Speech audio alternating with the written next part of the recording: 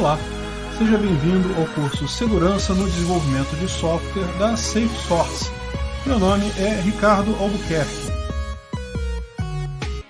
E aí, pessoal, esse é o módulo 2 da aula 2 do curso de Segurança em Desenvolvimento de Software, e a gente vai falar do ataque número 2 do OWASP, que é o quebra de autenticação, que evidentemente atende ao nosso item 2.1.2 da ementa. Tá? Bom, para a gente falar sobre o ataque quebra de autenticação, a gente precisa explicar o que é autenticação num sistema. E basicamente a autenticação é a forma como você garante que o usuário é quem ele diz ser. Então, um usuário entra no seu sistema, ele usa uma forma de identificação. Identificação é como o usuário é referenciado pelo seu sistema, é uma chave primária, é uma informação única do usuário que você usa para referenciar aquele usuário. Né? Uma informação única do seu sistema que você usa para referenciar aquele usuário. Geralmente, na maior parte dos sistemas, é o login. É o que você chama de login, pode ser o e-mail, pode ser alguma outra informação desse tipo. A identificação do usuário também é algo que requer algum controle de segurança. Tá? O principal controle de segurança referente à identificação do usuário é que, lógico, essa identificação deve ser individual, ou seja, cada usuário deve ter uma identificação e não pode haver nenhuma hipótese de outro usuário ter a mesma identificação que outro, ou seja, não pode ter nenhuma hipótese de ter duplicidade de identificação por motivos óbvios. Né? Se você tiver dois usuários com o mesmo login, o seu sistema não vai saber quem é quem ali naquele sistema. E embora isso pareça uma coisa fácil no primeiro momento, na verdade tem algum truquezinho aí, tá? Porque, por exemplo, isso tem que ser garantido, inclusive quando aquele usuário deixa de ser um usuário do sistema. Por exemplo, quando o funcionário da empresa é aposentado ou demite-se da empresa, enfim, quando ele sai da empresa, ele continua na base de dados para evitar que no futuro tenha um outro usuário com o mesmo login que ele. Por que isso é importante? Porque você quer evitar que existam duas pessoas referenciadas pelo mesmo login, pela mesma chave, mesmo separadas no tempo. Um caso clássico disso é quando você tem um usuário, sei lá, entrou o João da Silva na sua empresa, ele recebeu o e-mail ou o login J Silva. Aí beleza, ele trabalhou muitos anos na sua empresa, saiu da empresa, né, foi aposentado e coisa e tal, e saiu da empresa, não trabalha mais lá. Aí anos depois aparece um João da Silva e recebe de novo o login J Silva. Passam alguns anos e acontece um ataque feito pelo login J Silva. Qual dos dois que foi? Se você não tiver controle, você não tem como saber se foi o antigo que ganhou novamente acesso à rede, se foi o novo, e com isso você prejudica toda a parte de controle de acesso no sistema. Não apenas você perde a rastreabilidade, você não tem como saber qual dos dois que fez a ação, como você tem problemas com o controle de acesso também, porque é muito comum que aquele e-mail, quando entrou um usuário novo com o mesmo e-mail, ele ganhe os direitos que o usuário antigo já tinha. Então isso é um problema também.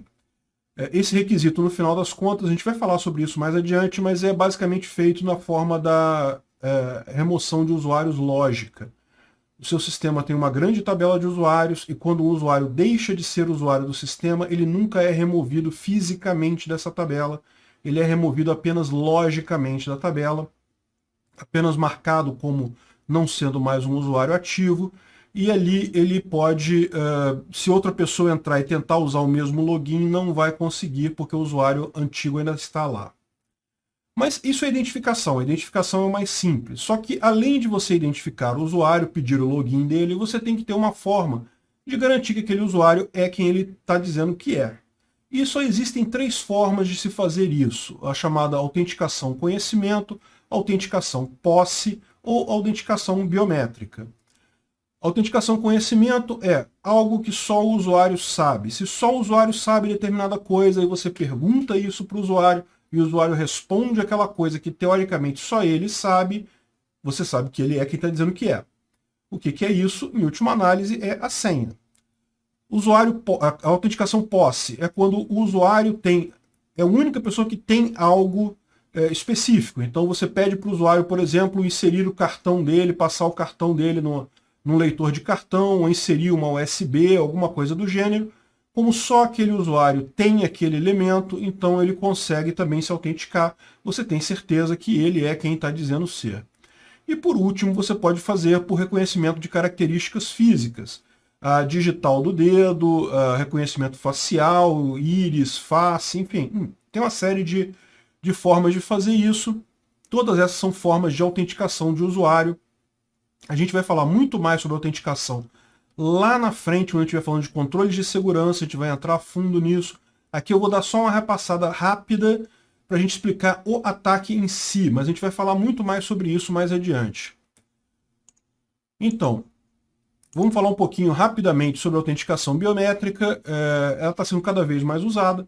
Ela já foi algo muito caro no passado, mas a tendência tem sido o barateamento do custo e a melhoria da qualidade dos sensores. Então, cada vez ela está mais barata e mais fácil de usar.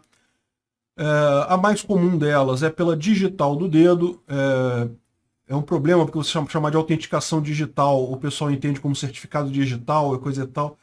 Criou-se uma certa confusão dessas palavras, mas a digital do dedo é a mais simples, porém ela tem alguns problemas, como por exemplo, nem todas as pessoas do mundo têm digitais discerníveis. Quem trabalha com construção pesada, com concreto, com material abrasivo, tende a perder a digital do dedo. Tem também problemas genéticos, que a pessoa tem digital muito fraca. E finalmente tem pessoas que não têm as mãos, né? Então, assim, toda vez que você faz um sistema com a digital do dedo, você tem que considerar essas alternativas. Na verdade, isso acontece com todo o sistema biométrico, em última análise, porque sempre você pode ter pessoas que não são capazes de fazer aquela autenticação. Então, a digital do dedo é bastante usado. A facial também está crescendo bastante. O próprio Windows já tem nas versões mais recentes autenticação facial, o reconhecimento facial muito forte. As melhores que tem em termos de segurança são de retina e de íris, mas deve-se deixar claro o seguinte, que a autenticação biométrica ela é principalmente usada pela facilidade de uso, muito mais do que pela segurança. Em termos de segurança, tem vários casos de falsificação, de contorno dessas autenticações biométricas por aí. A questão é, a grande vantagem da autenticação biométrica é a praticidade. O usuário esquece a senha, ele perde o cartão, mas ele raramente perde o dedo, ele raramente esquece o olho. Então, a autenticação biométrica ela é muito útil quando você tem sistemas para o grande público, justamente devido a ser fácil do público usar. Não é tão mais segura que as outras autenticações. A gente vai falar sobre isso mais na parte de controles de segurança, que a gente vai falar sobre isso. Autenticação por posse, algo que só o usuário tem. E aí pode ser um monte de coisa, pode ser cartão, pode ser certificado digital, pode ser token. Enfim, tem uma grande variedade de itens que só aquele usuário pode ter. E então, a autenticação ela é feita por isso, mas geralmente a autenticação por posse ela é complementada por autenticação conhecimento ou digital. Por quê? Porque lembra, algo que só o usuário tem pode ser roubado do usuário. Então o cartão, por exemplo, é um caso clássico. O cartão do banco é algo que, em tese, só o usuário do banco tem aquele cartão, mas alguém pode roubar aquele cartão dele. Por isso que se conjuga isso com a senha na hora que você vai sacar dinheiro lá no seu banco. Os outros mecanismos todos têm essa mesma base. Nenhum deles aceita apenas a autenticação por posse. É muito raro esse tipo de coisa, né? E aqui também a gente vai falar muito sobre isso na parte de controles de segurança, porque tem aqueles cartões MyFair, que é usado para ônibus. Tem um monte de detalhes sobre autenticação posse que são muito interessantes também. Mas aqui, o que vai interessar para nós, para entender o ataque A2 do OWASP, é a autenticação por conhecimento, que é tipicamente a mais usada nos sistemas, que é a autenticação por senha. Ainda é a mais usada em, sei lá, 99,9% dos sistemas, a maior parte ainda usa isso. E o motivo é muito simples, é porque é algo extremamente fácil de ser implementado em um sistema, particularmente em um sistema web. Isso está mudando, tá? Você já tem vários sistemas web com autenticação por certificado digital por aí, por autenticação posse Ou seja, você tem que ter o certificado digital e mais a senha para entrar no sistema. Por exemplo, a maior parte dos sistemas de justiça eletrônica no Brasil usam isso. A Receita Federal Brasileira também usa isso. Tem que ter o certificado, o ECPF, para se autenticar no sistema. Mas a grande maioria dos sistemas ainda usa apenas a senha. E, detalhe, o ataque A2 serve para os dois casos. Tá? Pode ser qualquer tipo de autenticação, na verdade, até autenticação biométrica. Não é muito comum em sistemas web, mas em tese é possível. E qualquer um desses casos de autenticação pode-se ter o ataque A2. Porém, a gente vai exemplificar aqui, vamos explicar esse ataque com a senha, que é o mais comum, é o mais simples de entender, mas tenha em mente que os outros tipos de autenticação também podem ser atingidos por esse ataque, né? Uma primeira coisa que a gente tem que lembrar aqui é que autenticação e controle de sessão são exatamente a mesma coisa. Num sistema web, você sempre tem essas duas coisas juntas. Quando você tem um site que tem autenticação, que tem usuário, fatalmente ele vai ter aquele token de sessão. Se você é programador, você já sabe como é que funciona isso. Você tem o ASP Session ID, tem o PHP ID, tem o JWT, enfim, você tem aquele token que é criado naquela sessão que serve justamente para identificar o usuário. E por que isso? Porque o protocolo HTTP, quando ele foi criado originalmente, ele não foi imaginado como um protocolo com sessão, um protocolo em que haveria identificação do usuário por várias requisições ao mesmo tempo. Então, essa questão do controle de sessão, do token de sessão, foi algo incluído depois, na época do Netscape Navigator, os primeiros navegadores lá atrás, quando o pessoal começou a usar a internet para coisas mais sérias. A gente está falando de 94, 95, e aí é que foi criado no Netscape esse negócio de cookie, de sessão e não sei o que lá. A gente vai falar sobre tudo isso aqui, justamente para resolver o problema, porque originalmente o protocolo HTTP ele até previa uma forma de autenticação que era o seguinte: a cada requisição que você faz ao servidor, cada vez que você manda um GET ou um POST para o servidor, um HTTP request, você tinha que enviar as credenciais junto com esse request. Então, toda vez que você fosse puxar uma página, requerer uma página, enviar dado, você teria que digitar as credenciais cada vez que você fosse fazer isso. A primeira ideia que o pessoal teve para facilitar seria você fornecer suas credenciais para o navegador armazenaria aquelas credenciais nele, e toda vez que você chamasse uma página, ele enviaria automaticamente aquelas credenciais em cada requisição que o navegador, né, que o Chrome, ou Edge, ou enfim, Firefox, o navegador que você usar, cada vez que ele acessar o servidor, ele colocaria aquelas credenciais naquela requisição. Porque, repara, para o protocolo HTTP, cada requisição é isolada, ela não está ligada às demais, não, tá? Ela vai à requisição, volta à requisição, acabou o ciclo. Ele simplesmente não guarda nenhuma informação de sessão por default pelo protocolo HTTP. Então, eles começaram a fazer isso guardando no navegador as credenciais que o usuário digitava, mas isso é um risco, porque você começa a ter uma informação muito crítica, que é a credencial do usuário, e uma informação que não tem validade definida, ela vale para sempre, em tese. Se aquela credencial é válida, toda vez que você for usar, ela vai ser válida. Então, isso é um problema de segurança sério. E como é que isso foi melhorado? Justamente lá na época do Netscape, e serve até hoje todas as aplicações são assim, foi criado a ideia do token de sessão. Então, em tese, você se autentica num sistema, esse sistema, na primeira requisição que você faz a ele com a autenticação, ele vai retornar um token de sessão, que é aquele ID de sessão que, em tese, identifica aquele conjunto de requisições e respostas HTTP como vindo da mesma pessoa, e a partir daí, esse token de sessão ele pode ter uma validade definida, ele pode valer só por um tempo, ele tem uma série de limitações, de forma que é mais seguro armazenar isso do que armazenar as credenciais. Esse token de sessão, da forma que ele foi implementado de fato, nem é ligado diretamente no início às credenciais, embora a coisa mais importante do token de sessão seja a credencial de autenticação, seja a autenticação de usuário, e a credencial aqui tipicamente é login e senha, mas pode ser também a biométrica, cartão e etc. Veja, o token de sessão, ele, na maior parte das vezes, ele é gerado já no primeiro acesso do usuário ao servidor, ou seja, mesmo antes do usuário se autenticar, ele já recebe aquele token de sessão, e depois que ele se autentica, ele continua com o mesmo token de sessão, identificando aquele acesso do usuário ao servidor.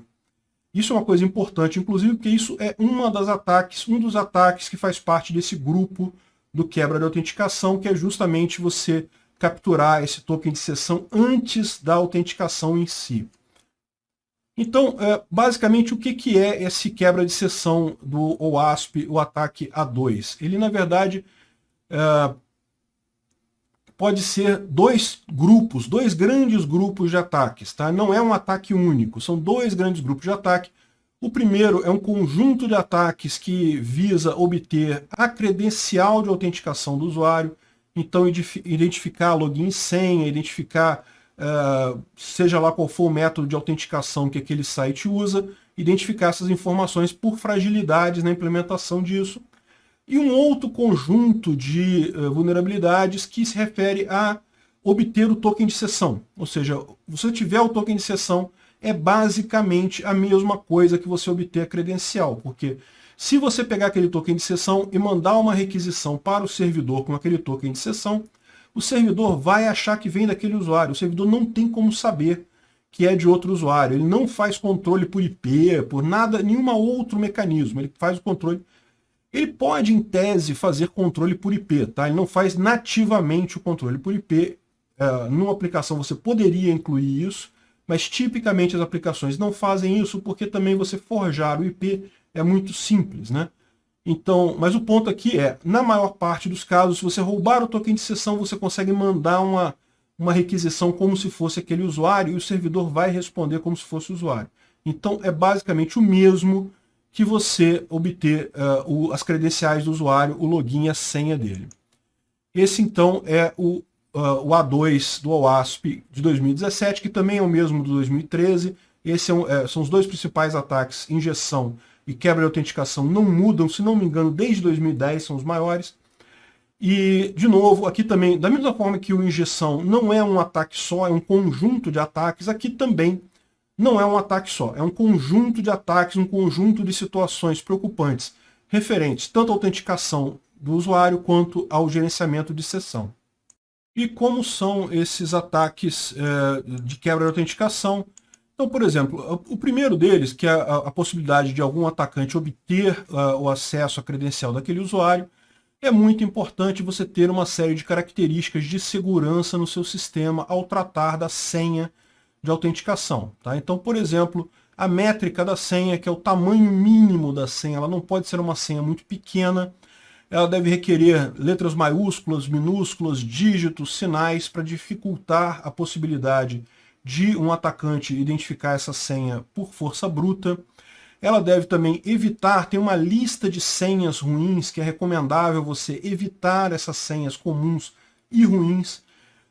Lembra, o usuário ele é sempre muito preguiçoso. Na hora de escolher uma senha, se você permitir que ele escolha a senha A, ele vai escolher a senha A.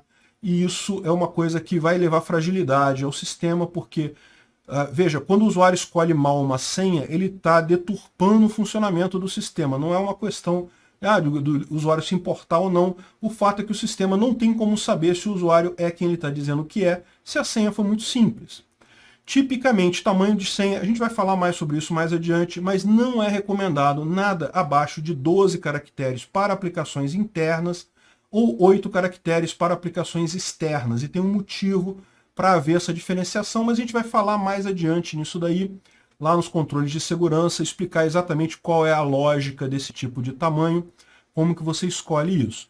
O fato se você num sistema bota uma senha muito pequena, não requer uma senha grande, não requer caracteres, não requer coisas mais complexas, o usuário vai usar uma senha pequena e o seu sistema vai sofrer do ataque A2. Vai ser possível alguém identificar essa senha por tentativa e erro.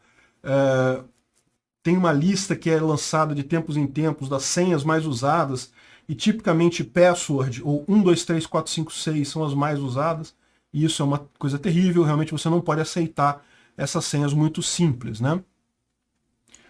E outras coisas importantes, é crucial que o seu sistema bloqueie por tentativas erradas, ou seja, se o usuário ele errar a senha dele 3 vezes, a conta dele deve ser bloqueada, no mínimo por um período de tempo grande. Então, ele errou 3 vezes, por exemplo, você bloqueia por 2 horas a senha, a conta dele, já é uma solução razoável. O ideal, em termos de segurança, é você bloquear até o usuário entrar em contato com o seu suporte e pedir para desbloquear. O problema disso é que costuma ser caro esse tipo de coisa para o mecanismo de suporte. Então, muitas empresas optam por apenas fazer o bloqueio temporário por coisa de 1 hora ou 2 horas, e assim não precisa fazer o processo de desbloqueio, é só o usuário esperar 2 horas e vai ser desbloqueado. E por que você precisa bloquear a senha do usuário? Para evitar ataques de força bruta. Alguém pode construir um robozinho e ficar tentando todas as possibilidades de senha, uma em seguida da outra, até achar a senha correta. Isso é uma coisa extremamente simples de se fazer, existem scripts por aí que já fazem isso automaticamente, programinhas que já estão prontos para jogar toda aquela lista das senhas mais comuns e testar uma a uma. Então, se você não bloquear, certamente o seu sistema pode ser quebrado, a autenticação pode ser quebrada. Veja, algumas empresas usam bloqueio na 3ª tentativa, outras empresas usam bloqueio na 5ª tentativa. Eu acho que as duas alternativas são razoáveis. Eu já vi lugares em que se bloqueia na 20ª tentativa ou na 50ª tentativa. Eu acho que não faz sentido, tá? O ponto é, se o usuário errou 5 vezes a senha dele, meu amigo, ele já esqueceu a senha. Ele já vai ter que pedir uma nova senha, ele já vai ter que entrar no esqueci minha senha e coisa e tal. Então, assim, a escolha para mim é entre 3 e 5. Eu não vejo lógica em botar um número maior de vezes para bloqueio, mas o importante é ter o bloqueio.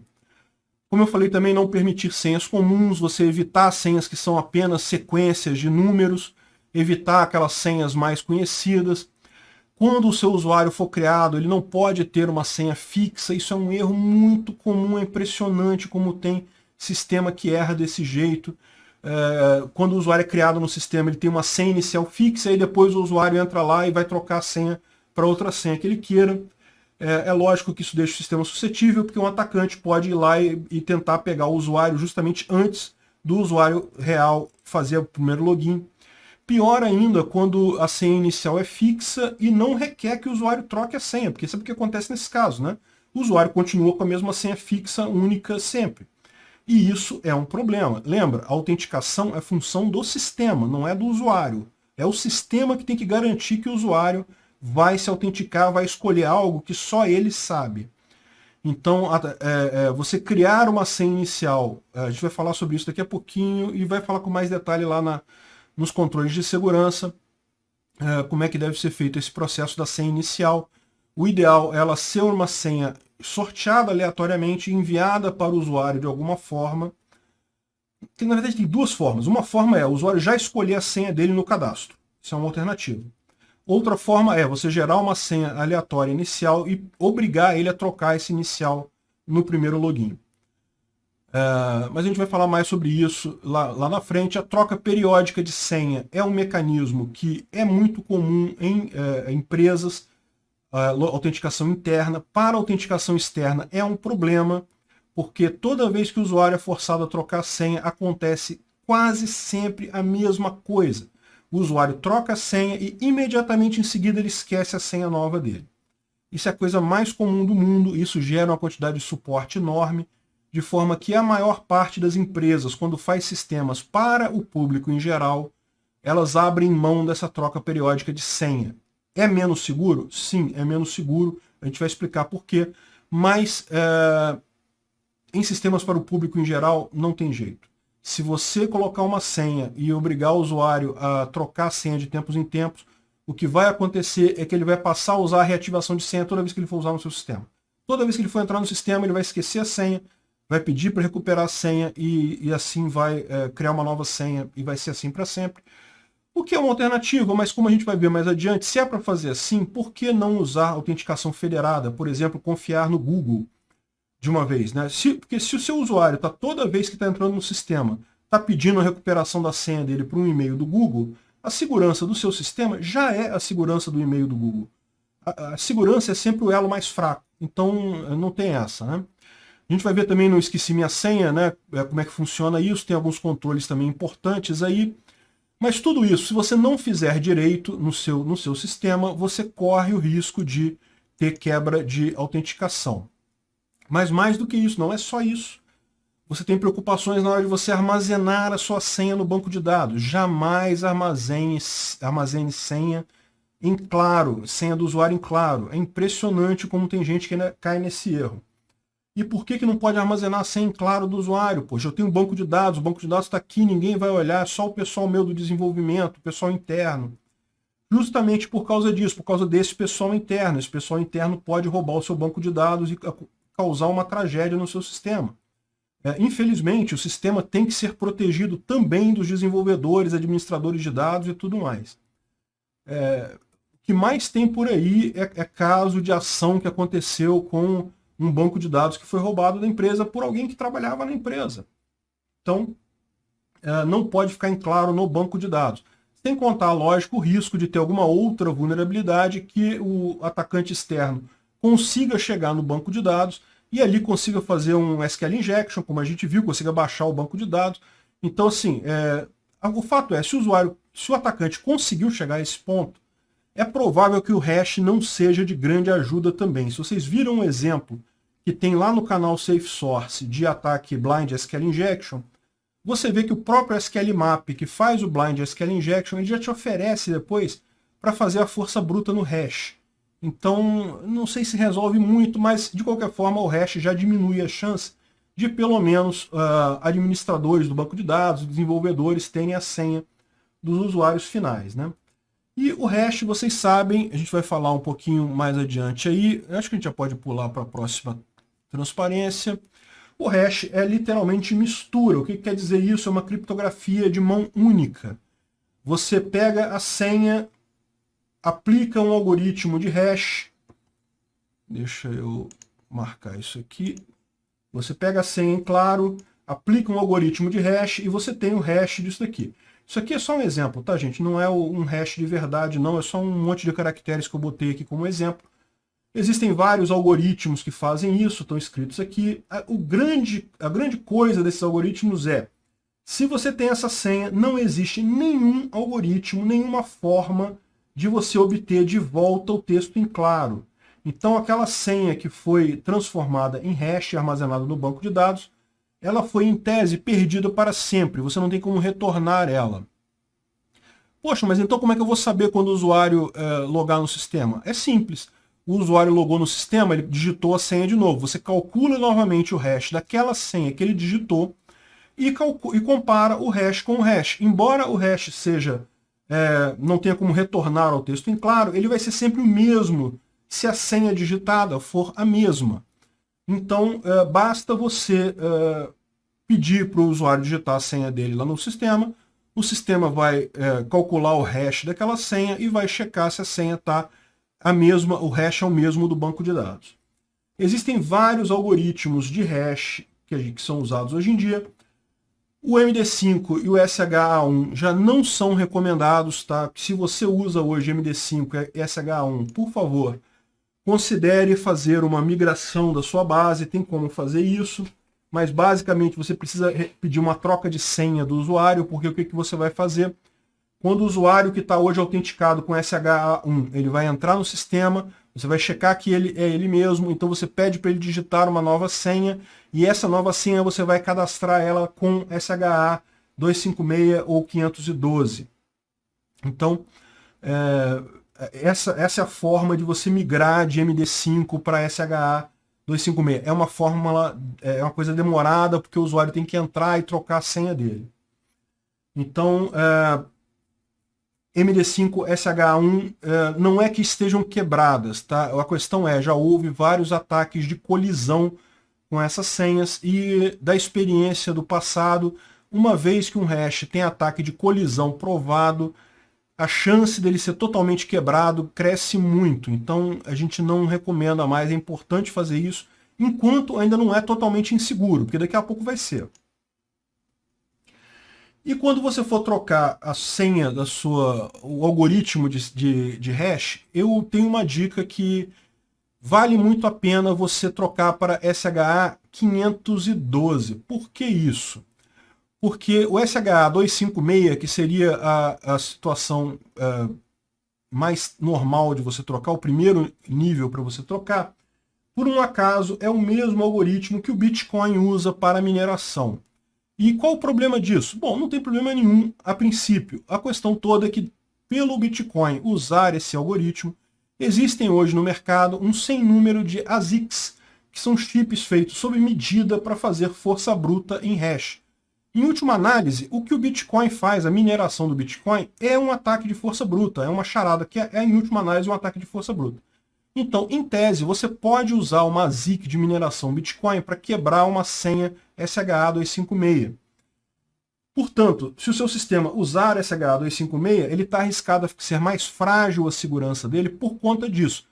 Hoje em dia não vale a pena. O cara que tem uma ASIC, ele vai usar para minerar Bitcoin, que ele está muito melhor dessa forma, ganha muito mais dessa forma.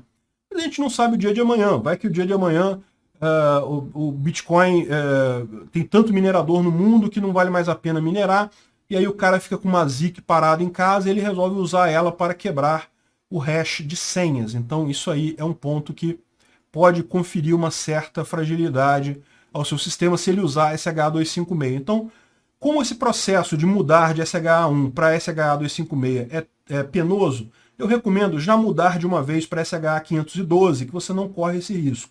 Ainda não tem hashes, não tem ASICs para SHA-512, então você vai estar um pouco mais seguro, né?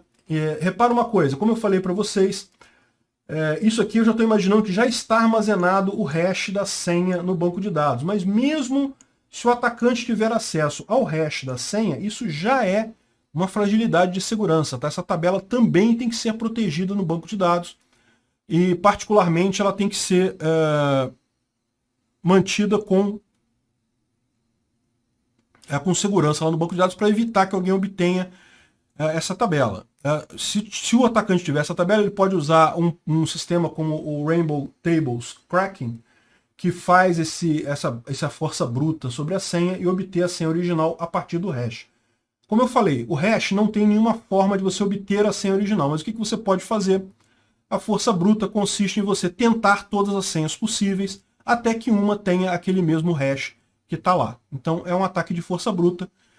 E esse Project Rainbow, o Rainbow Cracking, ele tem algumas otimizações que faz essa força bruta ser um pouco melhor do que seria força bruta pura e simples, né?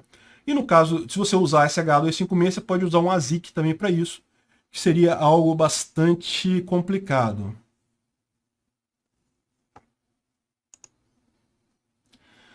Outra coisa muito importante é que você nunca armazena apenas o hash da senha.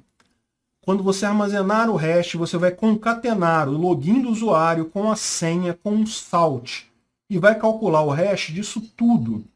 Por que isso? É para evitar que usuários com a mesma senha apareçam com o mesmo hash no banco de dados. Isso é uma fragilidade. O administrador vai olhar o banco de dados e falar, olha, eu não sei como é que é essa senha, mas eu sei que a senha do fulano é a mesma senha do Beltrano, porque o hash dos dois são iguais.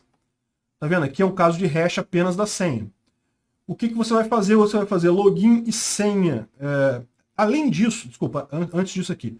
Além disso, o fato de ter só o hash da senha facilita sistemas como o Rainbow Tables Cracking, porque ele só precisa fazer o teste da senha. Quando você faz o hash do login mais a senha mais um salt, isso fica muito mais difícil para o Rainbow Tables conseguir quebrar.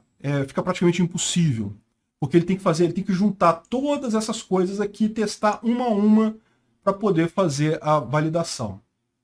Então, para fazer a força bruta dele. Então isso torna a coisa bem mais difícil. Aqui é um outro caso, então como é que funciona isso? Você tem o login, a senha e o salt. O que é o salt? É um número qualquer, um conjunto de caracteres qualquer, aleatório, relativamente grande, que você vai guardar a parte do usuário. Então cada login da sua tabela vai ter armazenado lá no banco de dados o login, a senha não vai estar armazenada no banco de dados, lógico, né? Não pode armazenar isso, mas vai estar armazenado o salt no banco de dados lá e vai ter o hash, que é do login, mais a senha, mais o salt. Quando o usuário digitar o login no seu sistema, você vai calcular aquele login, aquela senha que ele digitou também, e com o login você vai no banco de dados, pega o salt, concatena também e calcula o hash desse caso. Isso daqui garante um máximo de segurança para o seu hash, e você compara então um hash com um hash, e sabe se o usuário digitou a senha correta, porque as outras informações todas você já sabe. Então, se você não faz dessa forma, a sua autenticação é frágil e você está suscetível ao ataque A2. Além disso, você tem toda a preocupação com o ciclo de vida do usuário, controle de auditoria, senha inicial, tem toda aquela parte de férias, horário de trabalho, enfim, tem toda aquela preocupação de desativar o usuário quando ele não for necessário, o que fazer com o usuário para desligar o usuário corretamente. Se o processo no ciclo de login, do ciclo de vida do usuário como um todo, não for bem construído, você fatalmente vai ter ataques do tipo A2. Então, esse ataque A2 é uma classe de ataques que é muito específica para cada sistema faz de uma forma a autenticação dele, mas se essa autenticação for feita de forma frágil, um atacante consegue facilmente burlar isso e obter essa informação. E a grande recomendação para evitar esse tipo de problema é não inventar a roda, não reinventar a roda. Tem um monte de mecanismos já prontos de autenticação. Tem autenticação federada, autenticação por Keycloak, OAuth, XAML, autenticação do próprio servidor, LDAP. Tem um monte de mecanismos de autenticação já prontos, que você recebe o login e a senha do usuário, manda para aquele mecanismo e ele já vai te dizer se o usuário está autenticado ou não, você não precisa se preocupar com nada disso. Então isso é o ideal, na verdade. Você não tem que se preocupar com essas coisas, porque elas já foram pensadas antes. E lógico, sempre use um mecanismo deste nas versões mais recentes para garantir que não tem nenhuma fragilidade, mas evite reinventar a roda. Por incrível que pareça, muito desenvolvedor adora reinventar a roda, adora fazer a autenticação do seu sistema e acaba com a autenticação mais fraca do que o normal. Tem uma parte aqui de autenticação Identity Manager, que são justamente sistemas que fazem esse controle do ciclo de vida do usuário, para você garantir que a senha inicial é segura, que se o usuário sair da empresa, ele vai ser tirado dos sistemas. Tem uma série de preocupações, mas a gente vai falar sobre isso com mais calma mais adiante, eu não vou entrar nisso aqui agora. Então, mas existem mecanismos, assim, o ideal, como eu falei, é você confiar em mecanismos de autenticação já prontos. É muito mais seguro do que você desenvolver o seu do zero. E não se preocupe em pagar, esse daqui por acaso são pagos, mas você tem também sistemas freeware, código aberto para esse tipo de coisa. O Keycloak é muito bom, funciona muito bem e é totalmente aberto.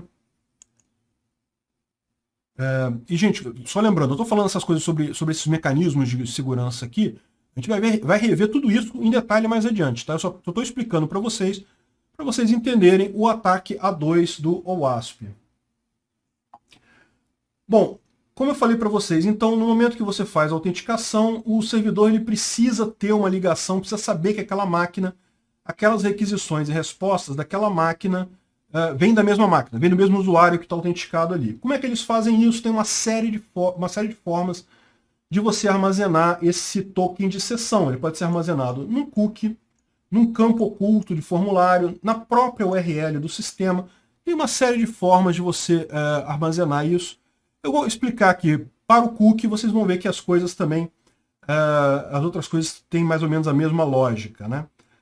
O que é um cookie? Cookie é biscoito em inglês, né? Na verdade, em termos técnicos, é um banco de dados que funciona no seu navegador. É isso mesmo, o seu Chrome, o seu Internet Explorer, o seu Edge, ele tem um banquinho de dados que ele guarda informações ali. E esse banco de dados serve para, embora ele fique na sua máquina, ele armazena informações e é lido pelo servidor da aplicação. Então, como é que funciona isso? Quando você faz um GET para o servidor, se naquele servidor, por exemplo, aqui eu estou fazendo um GET para o servidor yahoo.com. Caramba, essa transparência minha é tão antiga, viu? Enfim. Mas serve, a lógica aqui é a mesma, não mudou nada não. Eu fiz um get para o yahoo.com. Aí, o que o meu navegador faz? Ele percebeu que já tem um cookie armazenado no banco de dados dele para esse servidor. Então, ele automaticamente já inclui aqui uma linha, tá vendo? Junto com os vários headers que ele coloca aqui nessa requisição, ele inclui um header que é o cookie que já estava no meu banquinho de dados original. Isso é o cookie, ou seja, lembra, ele vai identificar aquela máquina particular, aquele navegador particular. Naquela máquina, se tiver mais de um usuário, cada usuário da máquina vai ter um banco de dados diferentes. Tá? Então, por isso que eu falo por usuário, mas na verdade é naquela máquina aquele usuário. E aquele usuário também, se estiver em máquinas diferentes, vai ter cookies diferentes também. Bom, como é que funciona isso? A primeira requisição que o navegador faz a um servidor, se esse servidor aqui ele requer o cookie de sessão. Então pode ser que seja um servidor público que não requeira token de sessão, mas vamos supor que esse servidor aqui requer. Esse sistema aqui, o example.org, requer cookie de sessão. Mas veja, como é a primeira vez que esse navegador está entrando em contato com o servidor, ele não vai mandar cookie nenhum. Por quê? Porque não tem nenhum cookie no banco de dados dele. Então, na resposta do servidor vai vir uma linha desse tipo, olha só, set cookie, é o nome do cookie, quando expira, não sei o que lá, um monte de informações aqui. O que o navegador seu faz aqui quando recebe essa linha aqui? Eu tenho que criar um cookie com esse nome, esse valor e guardar isso aqui no meu banquinho de dados. Beleza, ele faz isso, guarda no seu banquinho de dados. E a partir daquele momento, toda vez que você acessar aquele servidor, ele vai sempre pelo nome do servidor, ele vai mandar aquele cookie, aquela informação para deixar claro que aquele acesso veio de você. E daí, se você se autenticar, no momento que você se autenticou, o servidor sabe que aquela sessão está ligada àquela autenticação e ele pode, então, tratar aquilo como do mesmo usuário. Né? Pode tratar todas as requisições que vierem com aquele cookie como requisições do mesmo usuário, porque veio da mesma máquina, e se o cara está autenticado, é porque é ele mesmo. Vamos entender um pouquinho mais do que é o cookie, né? Ele vem aqui, ele tem o nome do cookie, que é essa primeira parte aqui, o valor do cookie, que vem depois. Aí tem o domínio, ou seja, qual o domínio daquele cookie. Sempre que a requisição for para este domínio, pode ser um domínio mais genérico, pode ser mais específico, ele vai pedir. Tá? O path é quando tem um subdiretório aqui dentro, também pode ser que só mande o domínio naquele subdiretório. Depois vem aqui a parte da expiração. Quando aquele cookie expira, isso quer dizer o quê? O seu navegador vai guardar esse cookie até esse dia. Não vai guardar depois disso. Passou dessa data, ele vai jogar fora esse cookie e vai ter que começar aquele processo do zero. Isso é importante para a segurança, tá? Um cookie que expire, porque um cookie que sirva para tempo indeterminado, ele pode gerar problemas de segurança. E essa expiração também pode ser retroativa, pode ser zero, como eles chamam. No momento que o seu navegador fechar aquela sessão, não estiver acessando mais, você fechou o navegador, ele vai esquecer aquele cookie. Você pode fazer isso também, a expiração automática do cookie. Tem dois outros pontos aqui que são muito importantes para o cookie, que é o Security e o HTTP Only. Por que esses pontos são importantes? O Security avisa ao navegador que só é para mandar esse cookie de sessão quando for uma conexão segura, quando for HTTPS. Isso é fundamental, porque uma coisa que a gente vai falar logo em seguida... Eu acho que eu posso já fazer isso. Vou falar agora, qualquer coisa eu repito depois. Uma coisa muito importante é que não tem como ter segurança em sistema se não for HTTPS. Esquece HTTP puro.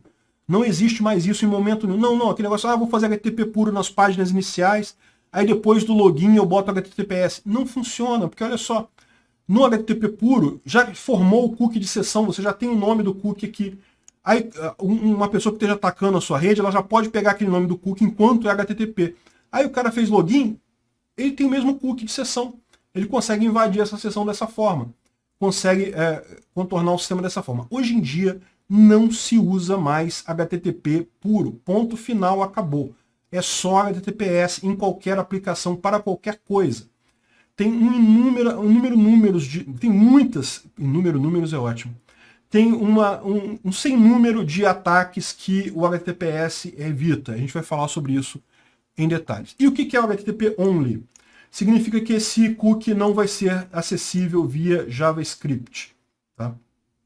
A gente vai ver no ataque XSS, que é o ataque número 5, se não me engano, que existem alguns ataques que visam justamente roubar o cookie de sessão via JavaScript. Então é muito importante esse HTTP Only, quer dizer que esse cookie ele vai ser mandado na requisição normal, mas por definição, um código JavaScript pode pedir os cookies daquela página, pode fazer algum processamento com ele no próprio código da página. Né? Você lembra, uma página web ela pode ter código JavaScript ali dentro, que vai rodar na máquina, e uma das informações que ele pode pedir é justamente o cookie de sessão. Se o cookie estiver marcado com HTTP Only, não, o JavaScript não consegue ver o cookie de sessão. Isso é uma medida de segurança. Porque o cookies, como eu expliquei, para o gerenciamento de sessão, também podem ser usados para outras coisas o cookie, tá? Para personalização, para tracking, identificar histórico de navegação. Mas isso aqui para a gente, para esse ponto aqui, não interessa, porque isso daqui é para outros usos. Para autenticação, é justamente isso daqui, que é o controle de sessão. E aqui, de novo, a recomendação é não inventar a roda. Usa o cookie do seu sistema, trata ele diretamente, é a melhor coisa, garante que o seu navegador é recente para ter um bom controle de sessão. Se você for fazer autenticação federada, se você for usar autenticação federada, JWT, OAuth, o SAML, você tem que também tomar cuidado com uns tokens, porque eles têm que ser planejados com muito cuidado para evitar falha. Qualquer falha nisso tudo aí vai gerar uma fragilidade, vai permitir ataque do tipo A2. Mas a coisa mais importante de todas, a que mais dá problema do tipo do ataque de quebra de autenticação, é o uso de HTTP. O pessoal não fazer a criptografia entre o navegador e o servidor. Tem que ser HTTPS sempre com certificado válido, com criptografia atualizada. De preferência usando HSTS, que é um header para exigir HTTPS. Não tem nem como você contornar o HTTPS. Sabe quando você entra num site que dá erro do certificado? Aí tem a opção assim, clica aqui para entrar do mesmo jeito. O HSTS é basicamente dizendo, olha, não pode clicar aqui para ir do mesmo jeito. Se deu erro de certificado, não entra. Bom, e usar aqueles atributos secure, HTTP only, é muito importante. Isso daí, a gente vai falar sobre XSS, sobre o script injection, então é muito importante. Uma outra coisa que vale a pena falar, mais como um comentário, é que HTTPS teve vários protocolos ao longo do tempo. Tá? Começou com o SSL lá atrás, mas o SSL já está deprecado, já tem ataques contra ele. HTTPS atualmente tem que usar TLS, e TLS 1.0 também já não é recomendado, porque já tem ataques contra ele. Hoje em dia você usar o 1.1 ou 1.2 está ok. O 1.3 é o melhor deles, porque é o mais atual, o mais seguro, evita um monte de ataques legados que tinha nos anteriores, mas ainda não está disponível para muitos servidores. Ele foi disponibilizado em 2019, então agora que está começando a aparecer em mais servidores web esse TLS. O ETS era uma proposta alternativa ao TLS que não é recomendada também por ser frágil.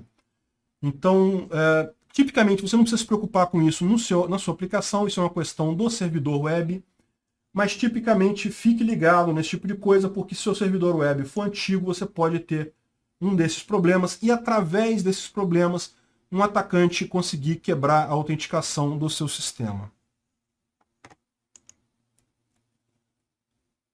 Uma coisa muito importante isso é um erro que eu vejo muito comum em muitas empresas, muito órgão público, muito lugar que eu já fiz trabalho, é aquele sistema que o pessoal usou HTTPS, usou, mas não quis comprar um certificado porque certificado é caro.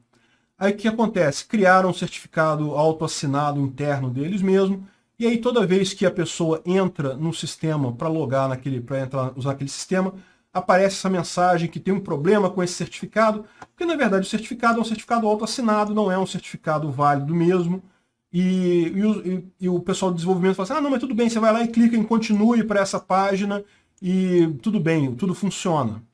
O problema disso é o seguinte, essa página aqui, ela foi criada justamente para alertar o seu usuário caso alguém esteja fazendo um ataque de man in the middle na sua empresa.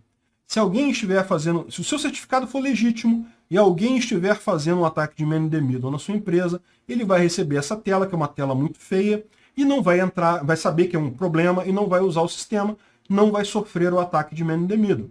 Agora, se o seu sistema normalmente funciona com essa tela, o que vai acontecer? O seu usuário vai estar acostumado com ela. No dia que alguém colocar um ataque de man in the middle na sua empresa, estiver capturando as informações todas que estão passando ali, o seu usuário vai cair nesse golpe facinho, porque ele está acostumado, ele já entra ali, ah, é aquele problema do certificado, eu vou clicar aqui e vou embora. Pronto, caiu no ataque de man in the middle. Então, não se usa esse tipo de coisa, não se usa esse tipo de situação, pelo amor de Deus, compre um certificado. Custa R$200, tem lugar mais barato ainda. Compre um certificado para o seu servidor. E o que tem sido recomendado é usar o HSTS, que é um header que você manda, que o seu navegador registra. Olha só, para esse site eu não posso dar bobeira. Durante esse tempo aqui, que é um tempo muito longo, como vocês podem ver, acho que isso aqui é vários anos, muitos anos, eu não vou aceitar certificado inválido desse site. Aí, se a outra pessoa acessar aquele site daquele navegador, não vai aparecer essa opção de baixo aqui. Ó. Simplesmente o navegador tira essa opção. Certificado inválido, não tem como ir, não segue adiante. Tá? Bom, gente, então essa é o nosso overview da quebra de autenticação. Então, como o OWASP fala aqui, é um ataque, na verdade, que é específico para a aplicação. Eu falei isso para vocês, é uma coisa muito genérica, na verdade. O OWASP tem essa classificação que eu acho que não é 100% por conta disso, mas como é um padrão que ficou muito comum, você, na verdade, está juntando um monte de ataques diferentes como se fosse o mesmo ataque que é o A2, entendeu? Tem um monte de coisas muito diferentes. Mas, enfim.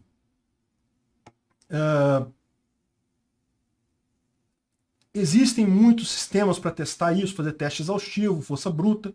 Então, é realmente um problema sério. Uma vez que o usuário tem o acesso a um usuário e senha do sistema, ele pode fazer outros ataques, então é muito crítico mesmo. Então, realmente é um problema sério, não é à toa que é o segundo maior problema lá do OWASP. Ele inclui aqui algumas informações adicionais, mas eu já falei, já expliquei a maior parte disso aqui. E, finalmente, tem algumas referências adicionais que valem a pena aqui.